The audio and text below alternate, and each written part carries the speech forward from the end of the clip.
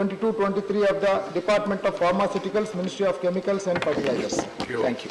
Reports of the Department related Parliamentary Standing Committee on Communication and Information Technology. Sri Suresh Gopi. Thank you, Honorable Chairman. With your permission, sir, I rise to lay on the table a copy each in English and Hindi of the following reports of the Department-related Parliamentary Standing Committee on Communications and Information Technology 21-22. 1. 32nd Report on Demands for Grants 22-23 relating to the Department of Telecommunications. 2. 33rd Report on Demands for Grants 22-23 relating to the Department of Posts, Ministry of Communications. 3. 34th Report on Demands for Grants 22-23 relating to the Ministry of Information and Broadcasting. And 4. 35th Report on Demands for Grants 22-23 relating to the Ministry of Electronics and Information Technology. Thank you. Honorable members, I have to inform the House that letters have been received from Sardar Balwinder Singh Bundar and Sri N.R. Ilango for grant of leave of absence from the sittings of the House. Sardar Balwinder Singh Bundar has sought leave of absence from 15th March to 8th April due to marriage of his granddaughter, and Sri N.R. Ilango has sought leave of absence from 14th March to 8th March due to his inability to attend the House. Do they have the permission of the House for remaining absent for the respective period as mentioned by them in their leave application during the second part of the current session of the Rajya Sabha? Permission to remain absent is granted. I have received a notice from Dr. Santanu Sen regarding support to the Indian student that was taken up, and then it is under the consideration of the government. It was taken by Minister. Sir, I understand. I understand. I will. Minister, nothing to fight Yes. about, sir. Yes. The notice is the Ministry of External Affairs gave a statement. Fine. This is the notice. Speak here. Yeah, Health Minister. I understood. I understood. I have sent it to the Health Minister. Let us hear from him. Fair enough. Santaruji. Santaruji. No. Yes. Sri Ashok Bajpai. महोदय, मैं एक बड़े ज्वलंत विषय की ओर सदन का ध्यान आकर्षित करना चाहता हूं। माननीय जी महोदय, लखनऊ में उत्तर प्रदेश के अंतर्गत राजधानी लखनऊ में एक स्कूटर इंडिया लिमिटेड के नाम से एक बड़ा कारखाना था, जहां पर विजय सुपर स्कूटर और विक्रम 3 व्हीलर बनाए जाते थे और सारे देश में इनकी आपूर्ति की जाती थी। प्रतिष्ठा की दृष्टि से, गुणवत्ता की दृष्टि से ये विजय सुपर स्कूटर सारी दुनिया में ख्याति अर्जित कर चुका था। और इतना ही नहीं, इसको समय समय पर विदेशों से भी आर्थिक सहायता मिलती रही और मान्यवर इसकी उत्कृष्टता के कारण इसकी लोकप्रियता पूरे देश में थी। लेकिन एकाएक करके धीरे धीरे चरणबद्ध तरीके से स्कूटर इंडिया को बंद करने का काम किया गया। लगभग 3,500 कर्मचारी उसमें काम करते थे। मान्यवर 150 एकड़ से ज्यादा लखनऊ की प्राइम लैंड स्कूटर इंडिया के पास है। और आज जब हम पेट्रोल डीजल के बजाय इलेक्ट्रॉनिक व्हीकल बनाने की तरफ सरकार का ध्यान है, तो मैं आपके माध्यम से सरकार से निवेदन करना चाहता हूं कि स्कूटर इंडिया के लिए कोई इलेक्ट्रॉनिक व्हीकल बनाने के लिए पब्लिक प्राइवेट पार्टनरशिप के आधार पर वहां पर एक कारखाना लगाया जाए, जो कि आज आवश्यकता है कि इस तरह इलेक्ट्रॉनिक स्कूटर बने, 3 व्हीलर बने और दूसरे उपयोगी वहां पर व्हीकल बनाए जा सकते हैं। तो आपके माध्यम से मैं माननीय सरकार से अनुरोध करना चाहूंगा कि लखनऊ का जो स्कूटर इंडिया है, जिसके पास पर्याप्त लैंड है, मशीनरी है, सारे संसाधन है, वहां इलेक्ट्रॉनिक गाड़ी बनाने का निर्देश देने की कृपा करें। श्री राजा मणि पटेल, whoever want to माननीय सभापति जी, 22 लाख के पद भरे जाने बाबत माननीय सभापति जी, मध्य प्रदेश में अनुसूचित जाति, अनुसूचित जनजाति एवं पिछड़ा वर्ग के लाखों 22 लाख के पद वर्षों से खाली पड़े हैं, उन्हें भरा नहीं जा रहा है, जिससे उक्त वर्ग के बेरोजगार नौजवानों की उम्र रोजगार मापदंडों की सीमाओं को पार करती जा रही है, जिससे उनका भविष्य बर्बाद होने के कगार पर है। विभिन्न संगठनों के माध्यम से बार बार मांग किए जाने के बाद भी पद नहीं भरा जाना बेरोजगारों के साथ छलावा है। बोलना है शासन द्वारा आश्वासन देने के बाद भी भर्ती की कार्यवाही नहीं होना दुर्भाग्यपूर्ण है। माननीय सभापति महोदय, विज्ञापन जारी कर दिया जाता है, पैसा वसूल लिया जाता है और उसके बाद भर्ती नहीं होते। अगर परीक्षा होती है तो परीक्षा का रिजल्ट नहीं आता, अगर रिजल्ट आ जाता है तो पोस्टिंग नहीं होती। ये हालत है माननीय सभापति महोदय। इसलिए मैं माननीय प्रधानमंत्री से अनुरोध करना चाहता हूँ कि इस गंभीर मामले पर हस्तक्षेप कर रिक्त पद भरे जाने के निर्देश देने की कृपा करें। Right. Sri Ayodhya Ram Reddy. Thank you, sir. Sir, there is a huge requirement of cold chain storages and warehouses across our country, especially in my home state AP and more specifically in my hometown Guntur. Sir, you are aware Guntur is world famous for its chilies, exporting around 1.8 lakh tons of chilies every month. This makes Guntur chili a major export item. The Parliamentary Standing Committee on Commerce had noted in 2021 that there should be adequate cold chain warehouses so that chili exports are not hampered in any way. I would like to bring to the notice of the government through you, sir, under PMSKY scheme, 11 cold storages have been built in Andhra Pradesh, but none of these are in Guntur. In the last 2 years, one integrated cold chain unit has been sanctioned for Guntur district through private sector support under PMSKY, but as of now, it is still under implementation. The lack of cold chain warehouses hampers us from realizing our full economic potential through chili export.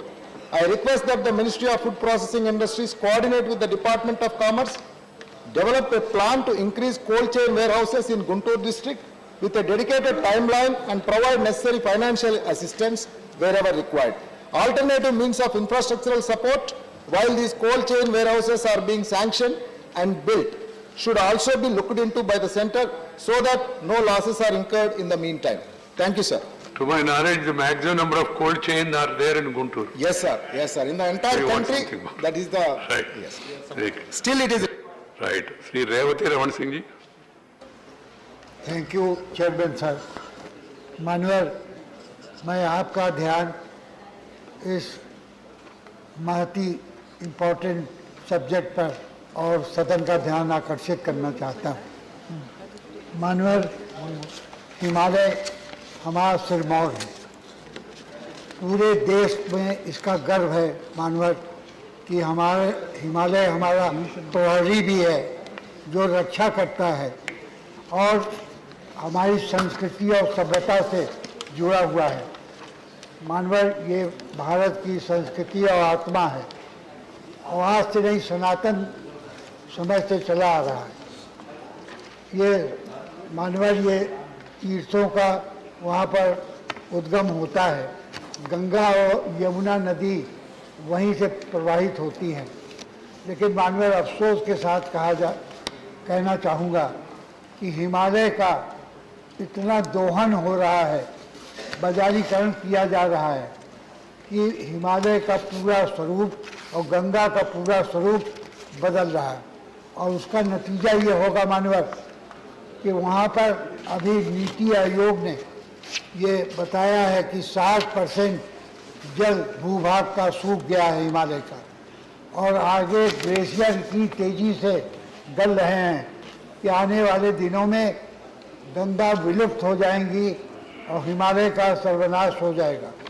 मानवर, मैं चाहता हूँ आपके माध्यम से कि ये 7 बांध पहले बनाए जाने की वहाँ पर भारत सरकार ने परमिशन दिया था। अब इस समय 24 बांध और बनाए जाने हैं। आप कल्पना कर सकते हैं कि एक बार हिमालय पर केदारनाथ और ऋषिगंगा का प्रलय हम देख चुके हैं।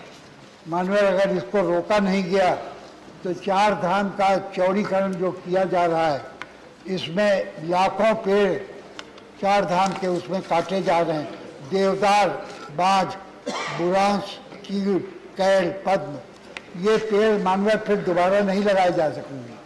तो मानवर, मैं आपसे आग्रह करता हूँ कि सरकार को निर्देश दें कि इस तरह से बाजारूपन जो किया जा रहा है हिमालय के साथ, इसको रोकें और तत्काल इस पर प्रभावी कार्रवाई करें। धन्यवाद। धन्यवाद रेवत रावण जी। नाम भेज देना एसोसिएट करने वाले। श्री रामनाथ ठाकुर। माननीय सभापति महोदय, मैं आपके माध्यम से भारत सरकार से निवेदन करना चाहता हूं। महत्वपूर्ण मुद्दे हैं। भारत सरकार अनेक राज्यों में हवाई अड्डे का विस्तार कर रही है और उसमें लाभ भी हुआ है। उत्तर भारत में और बिहार में दरभंगा में हवाई अड्डा का चालू किया गया है। 1972 से समस्तीपुर जिला बना। स्टेट हैंगर हैं, छोटे जहाज उतरते थे। मैं आपके माध्यम से भारत सरकार से निवेदन करना चाहता हूं, आरजू करना चाहता हूं कि समस्तीपुर जिले में बड़े हवाई जहाज को उतारने के लिए और उड़ने के लिए प्रबंधन करे और इसके विस्तार में एक काम करे। यह हम आपके माध्यम से भारत सरकार से निवेदन करना चाहते हैं। धन्यवाद Ramnath ji. Shrimati Priyanka Chaturvedi. Thank you, Honorable Chairman, sir, for allowing me to raise this issue in the 0 hour with regards to the absence of clear guidelines about the third dose booster shot for Indians under 60 years of age. As the world is returning to normalcy and with flights resuming from March 27th, I'm assuming it will resume from March 27, several countries are imposing strict conditions that the second shot should have been taken within a certain time frame, failing which the vaccination certificate will not be considered valid. As of now, the Government of India has not laid down any policy regarding booster shots for those under 60 years of age. In many European countries, vaccines are considered valid only for 270 days. So if travelers got their last vaccine shot in April 21, they cannot enter many EU countries without a valid COVID test. Hence, Indians finally looking forward to traveling abroad are now left in a lurch. Due to the absence of clear guidelines regarding the need for the third additional dose to travel abroad, the present situation regarding the traveler and vaccination poses a perplexing situation for Indians. And sir, today in today's newspapers, front page newspapers, every newspaper is stating that even Intagi has now come to believe with the rising cases in Europe, it becomes important to have booster dose policy for India. We have seen a phase, sir, in India where there was a shortage of vaccines and citizens could not get their vaccine dose on time. Now we have surplus of vaccines, yet we are not able to come with a clear guideline to be able to vaccinate people below 60 years of age, those who are seeking a booster dose for travel purposes or for safety purposes. So I would request you through the House, sir, to urge the Health Minister to come up with clear guidelines for vaccination or booster doses for those below 60 years of age. Thank you, sir. Thank you, Indraji. Okay. Please send your names. Dr. Vikas Mahatme. Thank you, Chairman, sir. Recently, Indian Meteorological Department has raised yellow alert for the heat wave in March.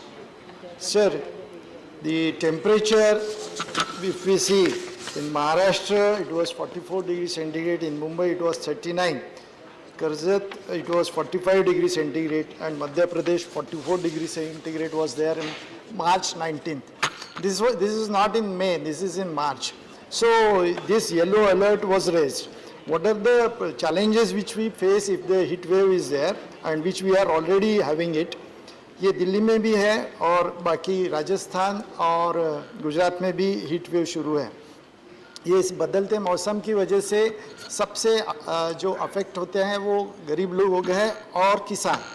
तो इनके लिए गर्मी के कारण जो heat exhaustion होता है, heat cramps होते हैं, हीट स्ट्रोक होता है, तो इसके लिए क्या किया जाए, इसके ऊपर सोच होनी चाहिए और वो वैसे सरकार की तरफ से दिशा निर्देश देना चाहिए।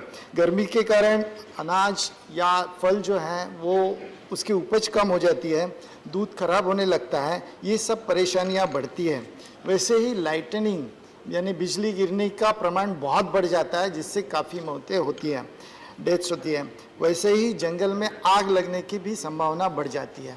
तो इस तरीके से और परेशानियां, क्योंकि फॉरेस्ट अभी कम हो रहा है और इसमें आग लगने से और भी कम हो जाएगा। और जो एलाइट क्लास है उनके जो है वो इलेक्ट्रिसिटी कंजम्पशन बहुत बढ़ जाता है। हम सबको पता है कि कूलर्स और एसी ज़्यादा चलते हैं, जिससे कार्बन फुटप्रिंट्स भी बढ़ते हैं। तो इस सब के लिए जैसे पिछले साल यूएसए और कनाडा में भी हीट वेव थी, तो 1400 से भी ज़्यादा डेथ्स हुई थी, मौतें हुई थी। तो उसी प्रकार हमारे देश में भी अभी ये येलो अलर्ट है, तो उसके लिए मैं सरकार से विनती करता हूं कि उन्होंने सभी स्टेट्स के लिए उन्होंने क्या करना चाहिए वैसे दिशा निर्देश, क्योंकि येलो अलर्ट तो जारी कर रहे हैं लेकिन येलो अलर्ट के साथ में क्या करना चाहिए इसके भी कुछ पॉलिसी रहे, उसके भी कुछ SOPs बने, स्टैंडर्ड ऑपरेटिंग प्रोसीजर्स रहे, ऐसी मेरी विनती है। धन्यवाद। नकवी जी को ये विषय मतलब गंभीर मामला है, इसे एक बार स्वास्थ्य मंत्रालय या इसको देख कर एडवाइजरी इश्यू करने के ठीक सुझाव है। गर्मी बढ़ रही है, अभी ऑलरेडी हम लोग अभी मार्च में है, मार्च में इतना गर्मी है तो आगे क्या होगा? वंदना जी कुछ स्टडी किया क्या? Very important point that our colleague has raised in the House, and it's very important that the government, you've given the right direction, sir. Yeah. The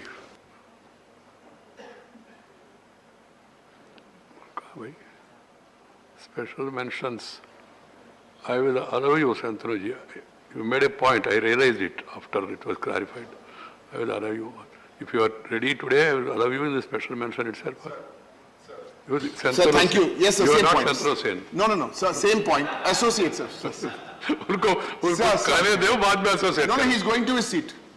Sir, because the issue is so important, that is why.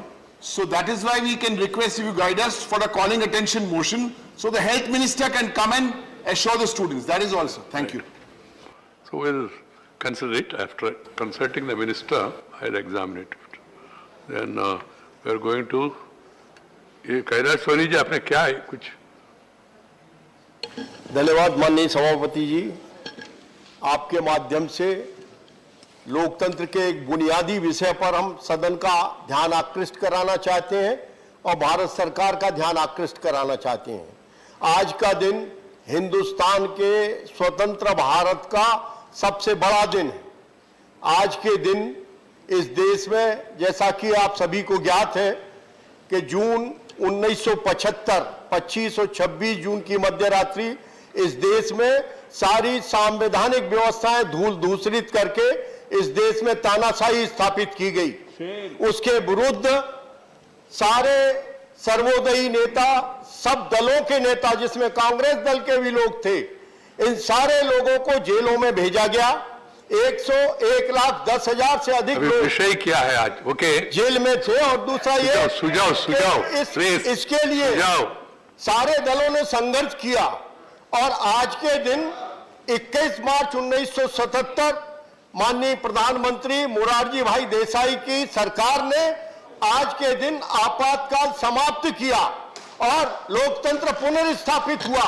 तो आपके माध्यम से हम विनय करना चाहते हैं भारत सरकार से कि आज के दिन को लोकतंत्र विजय दिवस और लोकतंत्र पुनर्स्थापना दिवस घोषित किया जाए, जिससे आगामी दिनों में कभी लोकतंत्र पर कोई भी आघात करे तो इन सारी नई पीढ़ी को लोकतंत्र के लिए लड़ने के लिए प्रेरणा मिलेगी।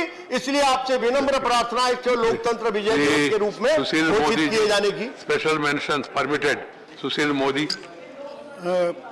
सती महोदय, please, no comment, no comment. This is not the way. If you agree with that, okay. If you disagree, keep quiet. And you get an opportunity, you can also. Sati Mahoday, one nation, one tariff for power in India. Sir, Bihar lacks both coal and other renewable energy resources, which are essential for producing energy. Hence, Bihar has to rely on external sources to meet its energy demand.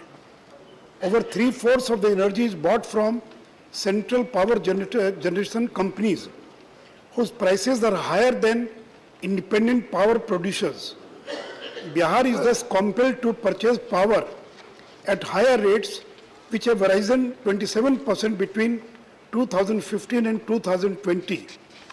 Bihar's average power purchase cost is rupees 5.05 per unit, whereas the neighboring Jharkhand is 4.1 and Odisha 3.01 rupees per unit.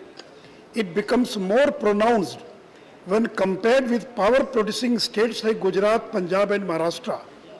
The higher purchase cost of power contributes 80 to 85% total cost of distribution companies and translates into higher retail tariffs. As a result, electricity tariffs faced by common people in Bihar are higher than neighboring states. I therefore ask the Government of India to bring in one nation, one tariff policy to ensure uniform power cost and tariff across states. This mechanism can be executed feasibly, similar to GST, wherein as a first step, a national fund pooling the purchase of all generating power and then allocating to states can be created. It shall normalize cost. This is critical to eliminate undue regional disadvantages and provide level playing field for power companies. India is already advancing along this direction through one nation, one tax, one grid, one election. I ask the Government of India to do the same for power tariffs. Thank you, sir. Sri Tiruchi Siva. So thank you, Chairman, sir. My special mention on ban on online games with stakes which lead to addiction. Sir, several online games involving the use of real money as bets have come up in the last few years, and with this there has also been a surge in addiction to these games and a rise in suicide cases due to losing of money by individuals reaching up to lakhs of rupees. So in the last few years, 7 suicide cases have been reported where the primary reason was losing money in an online game. Sir, there have also been reports of individuals addicted to the game adopting extreme measures to procure money to use as wages online. Sir, there is an urgent need to address this issue and bring in a strong legislation for banning such games which involve betting real money. Even if games like rummy and poker are declared as games of skill, the element of placing a wager turns them into games which can be highly addictive and have been proved to be so. So teenagers and adults are both equally affected by this, and gambling being so ready available in the hands of teenagers is highly concerning. So Tamil Nadu government in 2021 brought in an amendment act to address the issue, which included a ban and also has fine and imprisonment for both the users and gaming houses for such games. So our state continues to take it forward, as such games cannot be left unregulated and free to use, especially by teenagers, as addiction to them is not only resulting in heavy economic losses but also loss of lives. So I urge the government to take it seriously to ban online games throughout the country. Thank you, sir. Send the names so that the list can be prepared. Sri T.G. Venkatesh.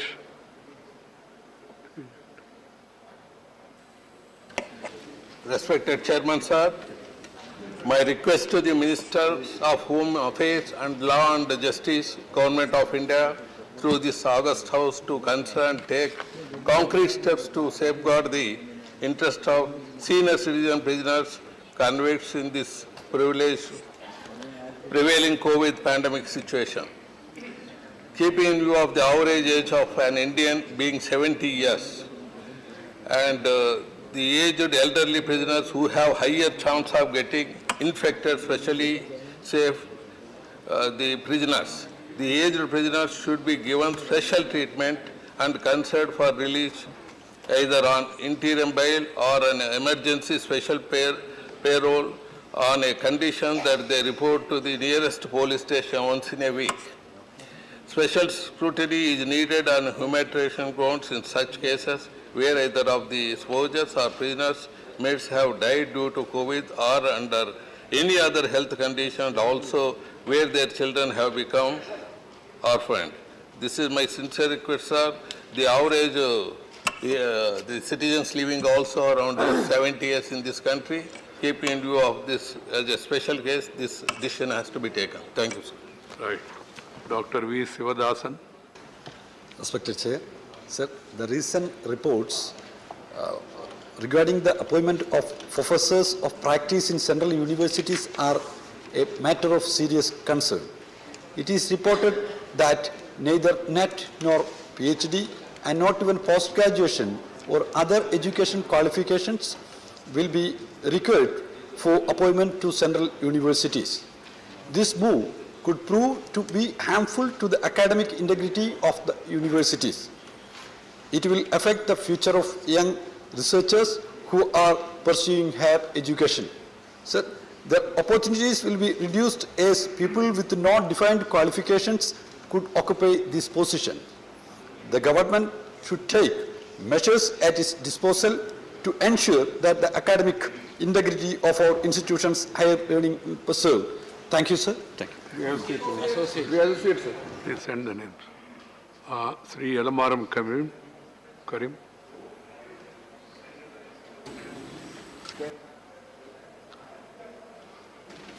Thank you, Chairman, sir. So the subject is to augment the train coach building facility in our country. There is an urgent need to augment the train coach building capacity of the nation to produce 400 Vande Bharat train sets within 3 years as announced the recent budget. At present, all the coaches are being built at 3 coach building facilities under Indian Railway. One is ICF Chennai, Rail Coach Factory Kapurthala and Modern Coach Factory Raebareli. ICF has already rolled out 2 sets of Vande Bharat train and the same are in service. Another 2 sets nearing completion in ICF. Orders to the tune of 20 sets to ICF, another 20 sets to RCF still pending. These facilities are doing the manufacturing of Vande Bharat train set besides their usual production works. It is expected that it will take another 2 to 3 years to finish the ordered work. That means the budget proposal of running 400 Vande Bharat Express trains within 3 years will be a difficult task. Hence, the coach building capacity of Indian Railway has to be augmented immediately, and land acquired for the building of a coach factory at Palakkad is laying vacant.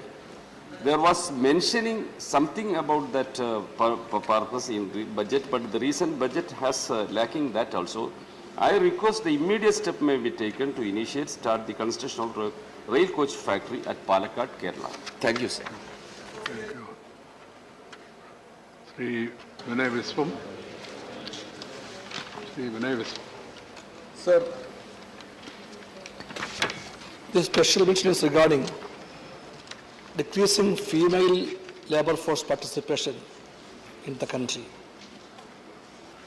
Sir, the recent periodic labor force survey conducted by the Ministry of Statistics shows a shocking absence of female workers in the labor force, as the participation rate has fallen to a record low of 20.1% only during the period of April-June 2021.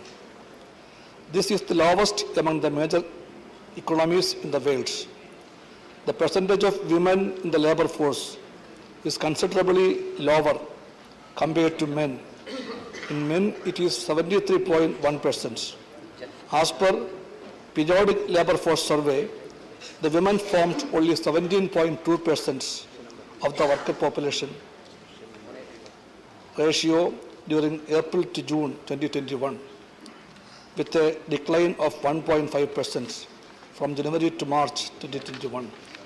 With a substantial representation of women in the unorganized sector, the lack of employment opportunities, unequal and unsafe work conditions, lack of facilities, domestic responsibilities, etc., has contributed to this decrease in participation. The government must take immediate steps to ensure that conditions of work improve for women in the labor force. Interventions must focus on structural reforms such as gender equal policies, affordable child care and enhanced social security, including medical benefits, health insurance and benefits for women. I therefore urge the government to take note of this decrease and take immediate steps to increase participation of women in the labor force. Thank you, sir. Thank you. Associate, sir. Please and your names. Sri Subhash Chandra Bose Pilli. 0 hour. Subhash Chandra Bose ji.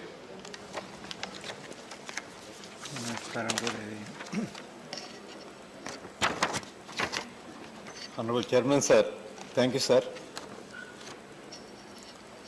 Respected sir, I would like to bring to the notice of the House how primitive our procedure for the assessment of disaster in our country. Firstly, the time taken to constitute a disaster assignment team and deploy it to site after disaster was struck is lengthy, often taking several weeks after disaster has struck. Additionally, it takes even more time for the team to be constituted and a plan to be developed and logistic arranged for these teams to assess the site of disaster after it has struck.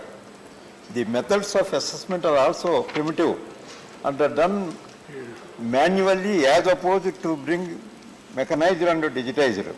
After few weeks have passed from the commencement of a natural disaster, important information regarding the intensity of the disaster is lost and the 70 is underplayed due to ineffective assessment of modules, and therefore the requisite assistance is not provided. Particularly for coastal states like our own state of Andhra Pradesh, natural disasters such as floods and cyclones are yearly occurrence due to our geography. Through you, sir, I request the Minister of Home Affairs to improve our disaster assessment mechanism so that the states are supported to correct the manner during their time of need. Thank you, sir. Sri K.J. Alphonse. Sri K.J. Alphonse. So, thank you, Respected Chairman, sir, for giving me this opportunity, even though I was not listed. I would like to bring to the attention of the House, sir, an extremely critical issue. Sir, 15.5 lakh children wrote NEET examination for admission to MBBS, out of which 8.7 students qualified. Sir, out of which, sir, only 10% students got admission in MBBS. So, during the last 7 years, the number of MBBS and postgraduate seats have gone up by 80% to 1.48 lakhs. Still, sir, 25,000 students from India are going abroad, especially to China, Ukraine and Central Asian countries to do MBBS. That means, sir, over a 5-year period of 5-year course, 1 lakh children are doing MBBS course outside India. So this is because of two reasons. One is shortage of MBBS seats. Number one, even though there's been an 80% increase over the past 7 years, some states have done commendable work, sir, like Tamil Nadu inaugurated 11 medical colleges in January.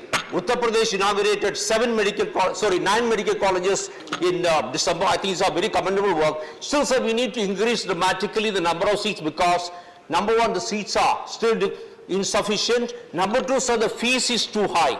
I commend the Health Ministry for laying down that 50% in 50% of the seats, it would be a regulated fees which is equivalent to what is charged in government medical college. I think it's a great step taken by the government of India. Sir, still, private medical colleges are charging extremely high fees for the rest of the 50% seats, sir. This also must be regulated. Sir, one solution which I can kindly suggest to the House is, sir, public sector undertakings have a lot of land, especially the railways, and many other public sector undertakings have a lot of unused land. Sir, they must be persuaded to set up at least 100 medical colleges over the next, every year for the next 5 years, so that there will be 500 new medical colleges coming up, being set up in this country, so that our children can study here. I request the honorable government to take immediate steps for this, sir. Right. Right. Associate names has to be sent. Sri Kanaka Medal Ravindra Kumar.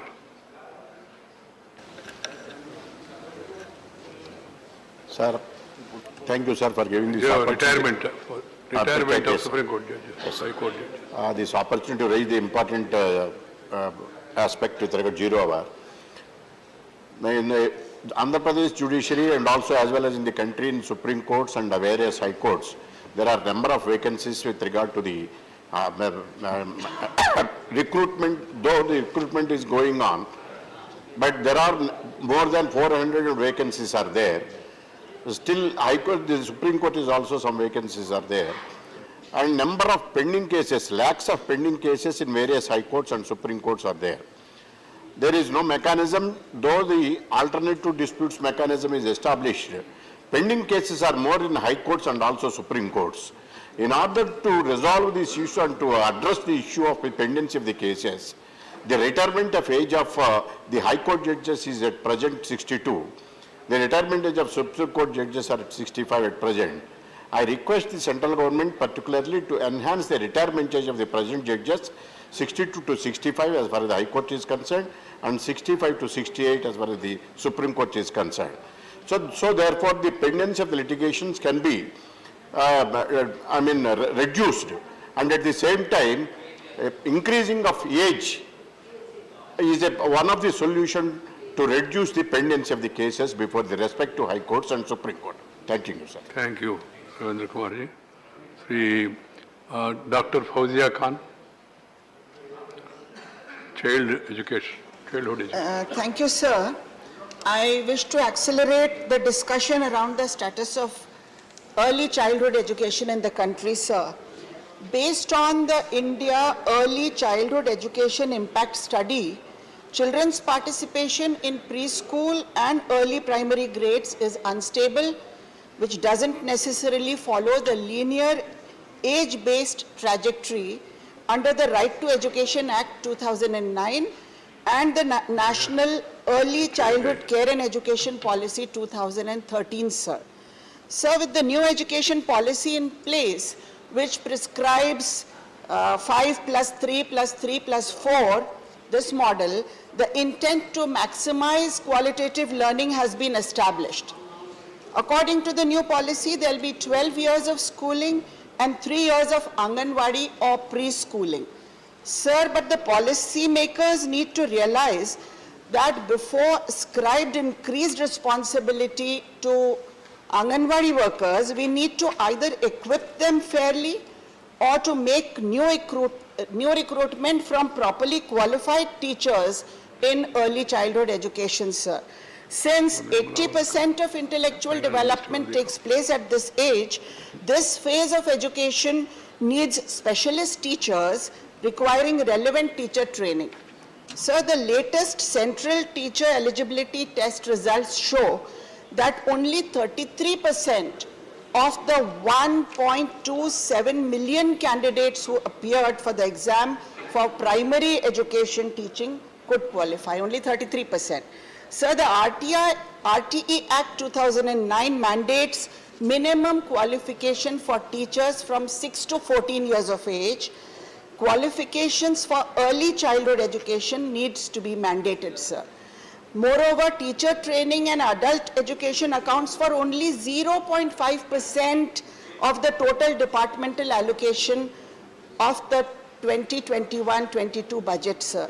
Therefore, let's start giving due diligence to early childhood education, given that a very large percentage of cognitive development takes place between 0 to 3 years of age. Pre-primary education should be made an important part of the Right to Education Act, sir.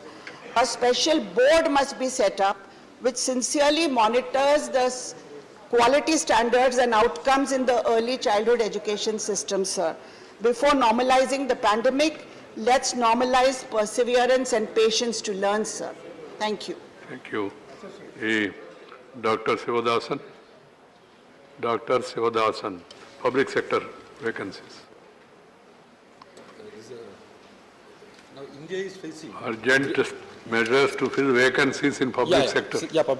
Now India is facing a grave unemployment crisis. So the public sector companies are not recruiting properly. In December 2021, India had 53 million unemployed people. The depth of the crisis is revealed by the recently published data by Statistical Office NSO.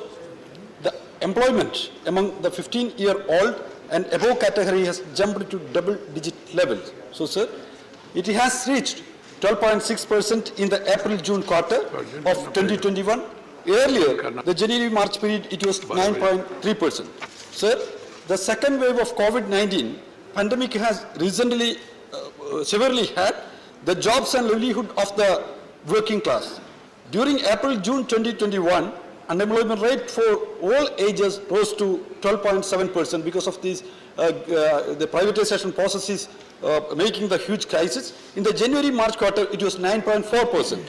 The female unemployment rose to 14.3%. In the previous quarter, it was 11.8%. The joblessness among the men was 12.2%. Right. In the previous quarter, it was 8.6%. The growing issue, again, the worker population rate fell to 14.9%. In the previous quarter, it was 43.1%. The proportion of self-employment has risen 40.7%. In the previous quarter, it was 39.2%. Demand. So only What is your suggestion? it should be addressed by the government. Privatization of public sector institution will worsen the situation. The government should change the labor and industrial policies. Thank you, sir. Thank you. Thank you. Associate, send the names. John Brittas, you have given a notice, but we are having today itself the appropriation bill. That is relevant. So please take it up in the appropriation bill. Otherwise, I would have allowed you. One second. Appropriation bill is going to be taken up today itself in the business. Okay. That's why you can take up your issue during that. Thank you, sir. Sri Yadamaram Karim is there. Oh, he is not there. Abir Ranjan Biswas? Abir. ABG Shipyard. I thank you for this. Yes, my zero hour is related to ABG Shipyard Limited. This recently, a company engaged in shipbuilding and repair in Gujarat was embroiled in a scandal amidst allegations of fraud. Between 2012 and 2017, sir, ABG Shipyard Limited purportedly defrauded a consortium of 28 banks that was led by the ICICI Bank, and it was to the tune of rupees 22,842 crores, most alarmingly. So loans were taken and then diverted to fake uses. The SBI, now the important part comes, SBI identified the fraud in January 2019. It lodged a complaint in November 2019, and a more comprehensive complaint was lodged again in August 2020, but ultimately, sir, it took February 21 for CBI to register a case. Finally. So, and CBI ultimately registered the case, booked ABGSL and ABG International Private Limited. Now, sir, as of 2021, Indian public sector banks collectively, they owed approximately 6.17 trillion crores and in non-performing assets, and this includes all the money that has been defrauded by scamsters. That was discussed separately. You were specific. You made your point. Sir, let me put things in context, sir, please, and then I can put... In the same house, I have allowed it. Na? Sir, Please. so, a December 2021 report by the RBI under the heading Trend and Progress of Banking in India, it says that 4,071 fraud cases were reported by banks in the first half of financial year 21-22. Abir, I have told you, I have allowed it. It was discussed in the house. Yours is specific, so that's why I allowed. If you again talk about the same... Sir, but I think... No, please, you please remember one thing, my dear. You please remember one thing, that I remember what is happening in the house and what has happened in the house also. Surely, sir. So there is no question of repetition. Sir, then I'll put my conclusion, sir. Just what I want. What is your suggestion? Sir, the thing is that, sir, while the government has a duty to protect banks' customers' funds, there is also a need for stricter corporate governance and evaluation of large loan requests to prevent such shocks to the banking system in the future, sir. Right, thank you. Thank you, sir. So the house is adjourned to meet at 12 today. 12 noon. All 0 hour special mentions exhausted.